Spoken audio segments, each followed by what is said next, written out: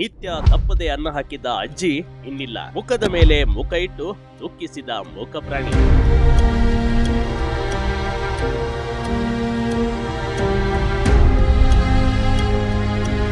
ನಿಜಕ್ಕೂ ಈ ದೃಶ್ಯಗಳು ನೋಡ್ತಾ ಇದ್ರೆ ಎಂತವರಿಗೂ ಕಣ್ಣೀರು ತರಿಸುತ್ತೆ ಕಣ್ರಿ. ಮಮತೆಯಿಂದ ಅನ್ನ ನೀಡುತ್ತಿದ್ದ ಅಜ್ಜಿ ಇನ್ನಿಲ್ಲ ಅನ್ನೋದು ಆ ಮೂಕ ಜೀವಿಗೂ ಗೊತ್ತಾಗಿದೆ. ಆಕೆಯ ಸಾವಿನ ಸುದ್ದಿ ಮಂಗನಿಗೆ ತಿಳಿದು ಥೇಟ್ ಮನುಷ್ಯರಂತೆ ಕಣ್ಣೀರಿಟ್ಟಿದೆ.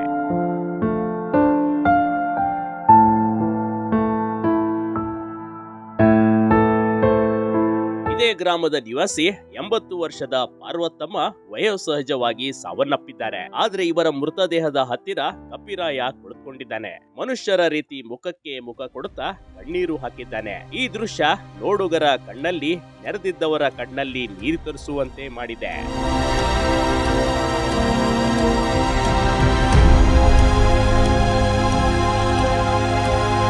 ವೃದ್ಧೆ ಸಾವಿಗೆ ಕೋತಿಯೊಂದು ಮರುಗಿದೆ ಕಣ್ರಿ. ಮೃತದೇಹದ ಮೇಲೆ ಮಲಗಿ ರೋಧಿಸುತ್ತಿದೆ. ಇಂಥ ಅಪರೂಪದ ಘಟನೆಗೆ ಸಾಕ್ಷಿಯಾಗಿರೋದು ಚನ್ನಪಟ್ಟಣ ತಾಲೂಕಿನ ಬಿವಿಹಳ್ಳಿ ಗ್ರಾಮ.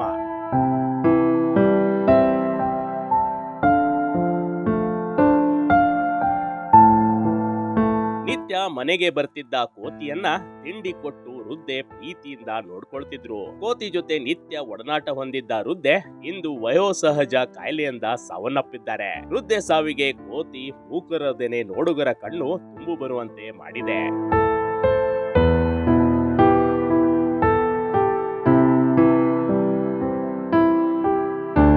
ವೃದ್ಧೆ ಮೃತದೇಹದ ಮೇಲೆ ಎಷ್ಟೋ ಸಮಯ ಕೋತಿ ಮಲಗಿ ಕಣ್ಣೀರು ಹಾಕಿದೆ. ಕೋತಿ ಹಾಗೂ ವೃದ್ಧೆಯ ಬಾಂಧವ್ಯ ನೋಡಿ ಗ್ರಾಮಸ್ಥರು ಆಶ್ಚರ್ಯ ವ್ಯಕ್ತಪಡಿಸುತ್ತಿದ್ದಾರೆ. ಇನ್ನು ಅಜ್ಜಿ ಬದುಕಿದ್ದಾಗ ಕೋತಿ ಜೊತೆ ಆಡ್ತಿರುವ ವಿಡಿಯೋ ಹಾಗೂ ಅಜ್ಜಿಯ ಸಾವಿನ ಮುಂದೆ ರೋದನೆ ವ್ಯಕ್ತಪಡಿಸುತ್ತಿರುವ ವಿಡಿಯೋ ಸಾಮಾಜಿಕ ಜಾಲತಾಣದಲ್ಲಿ ವೈರಲ್ ಆಗಿದೆ.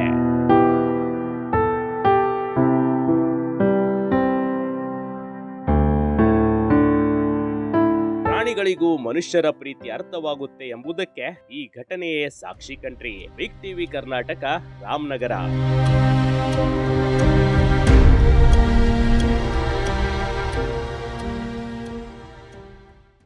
ಬಿಗ್ ಟಿವಿ ಕರ್ನಾಟಕ ಯೂಟ್ಯೂಬ್ ಚಾನೆಲ್ಗೆ ಈಗಲೇ ಸಬ್ಸ್ಕ್ರೈಬ್ ಮಾಡಿ. ಧನ್ಯವಾದಗಳು.